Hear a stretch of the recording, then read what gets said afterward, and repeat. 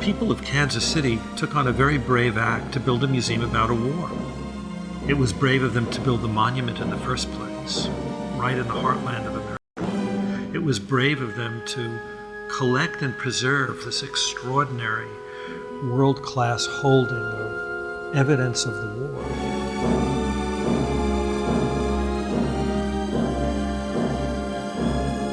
This museum is going to knock your socks off. It's going to have the audio visuals that will connect. It has the real stuff. It lets you, in so many ways, determine your own experience. This was the first war of its kind. Why we had this war and what caused it. We've got the story here.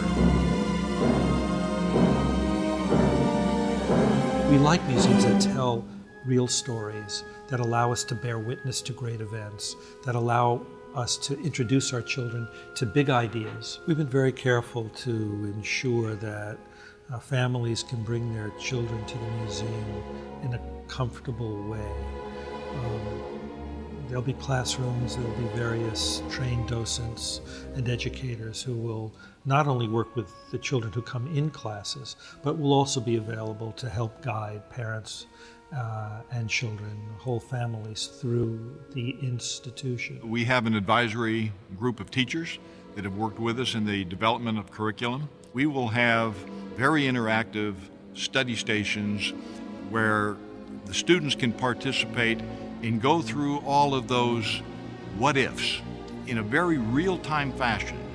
They will have 12 different stations and teams of 2, 24 students can interact, and they can see instantaneous feedback as to what happens when they take the course of action that they take. It's not a game, there's no timeouts, there's no referees, it's the real world. And now you have to live with the consequences of your action. And kids relate to that. The real things of the event are used as the evidence through which we can tell these dramatic and thrilling stories of how Americans overcame such extraordinary adversity. Right now we have approximately 49,000 artifacts stored. And things that no one understands or can believe. We have artifacts that no one else in the world has. And I think some people can't even put into context what the lethality, first of all, of the weapon systems were. Machine guns that did shoot 600 rounds a minute, massed artillery, gas, aerial warfare, torpedoes, mines. All of these things were available in 1914, and yet the warfighters had surely not adapted tactics to realities of the battlefield. To have cavalry charges on horseback against massed machine guns, absolute folly, and yet it happened more than once. What we've learned over the years is that museums have great stories to tell, and they're stories that reveal something about who we are.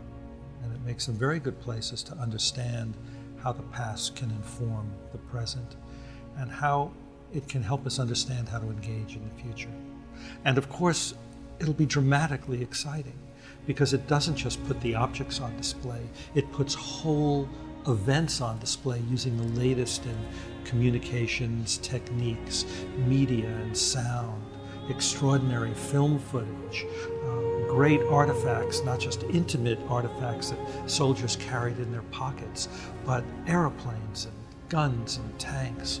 The human spirit is reflected in the absolute volumes of poetry and letters and diaries, and we have those collections.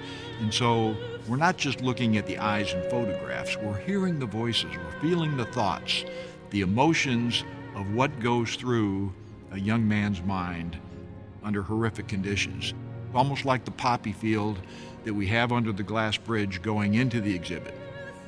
That the poppies are really nature's way of saying no matter what follies mankind comes up with, the poppies always came back.